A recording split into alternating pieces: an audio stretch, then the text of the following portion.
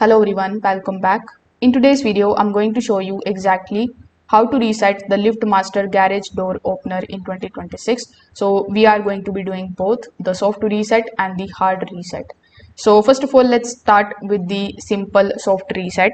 So in it, you just have to do nothing but to just simply unplug your LiftMaster opener from the power, or you can also switch off the circuit breaker for at least 30 seconds minimum. You can also do it for at least 1 minute, and then you just have to restore the power and test the garage door again. Now, a basic power reset can often fix the temporary glitches, the frozen controls, and even the Wi-Fi control or the Wi-Fi connection issues. Now, if the issue still continues, you can also perform a hard reset. In it, you just have to simply, first of all, open this particular door.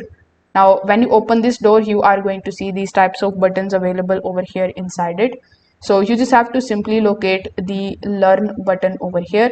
So the learn button is usually this type of yellow button, but depending on your model, it can be purple, red, or green.